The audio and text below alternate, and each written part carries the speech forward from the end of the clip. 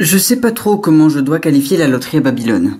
On peut dire que c'est une histoire courte, mais pour moi c'est plus une idée, l'exploration d'un concept inséré dans une chronologie. Imaginez que vous avez une machine à penser.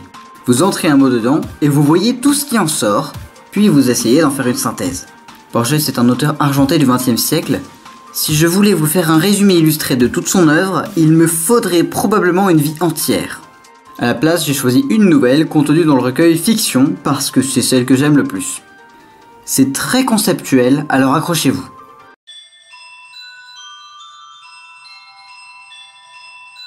Toute l'histoire est racontée par un narrateur à la première personne. Il ne nous dit pas qui il est, mais ce qu'il a été. Un esclave, un proconsul, un prisonnier, un genre de prêtre, un paria, et encore une multitude de choses.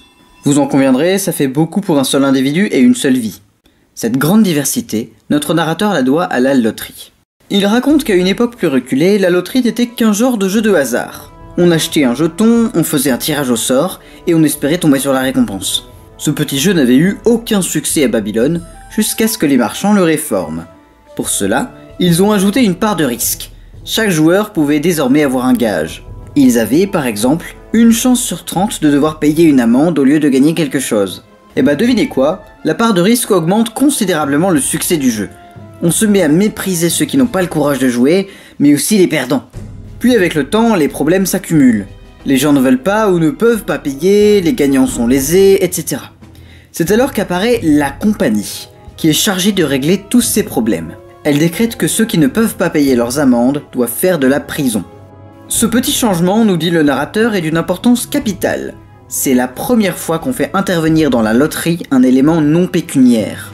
À force, plus personne ne paye les amendes, chacun préférant la prison. Avec le temps, le jeu se complique encore.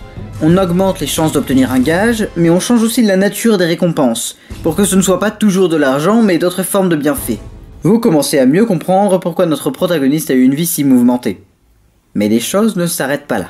Une révolte a lieu dans Babylone à cause des inégalités que cause la loterie. Puisqu'il faut de l'argent pour jouer, les pauvres en sont exclus. C'est à ce moment que la compagnie gagne beaucoup d'influence, à la demande du peuple. Elle contrôle désormais tous les pouvoirs. En contrepartie, la loterie devient gratuite, secrète et obligatoire. Tous les Babyloniens sont donc forcés de jouer au jeu.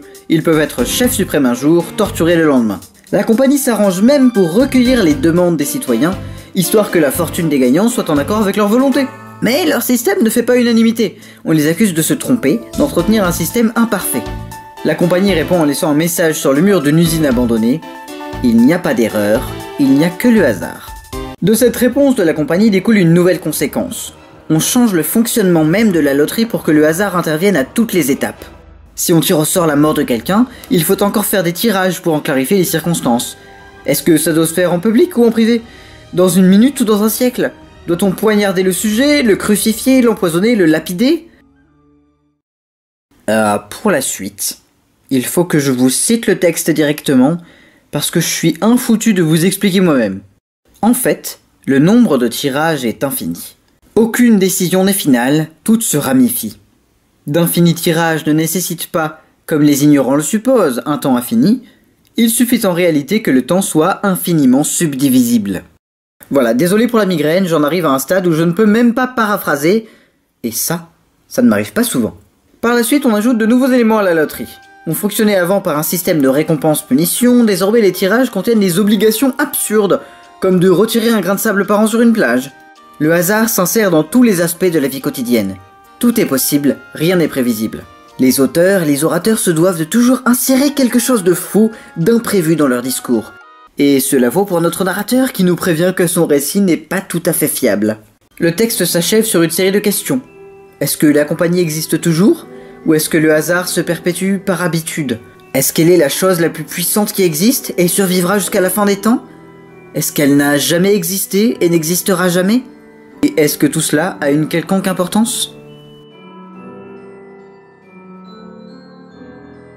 Je suis d'accord. C'est un peu long comme résumé pour un texte qui fait 5 pages. Depuis le jour où j'ai lu La loterie à Babylone, j'ai pas pu m'ôter cette histoire de l'esprit. J'en reviens pas qu'un texte comme ça existe. Je sais même pas comment conclure.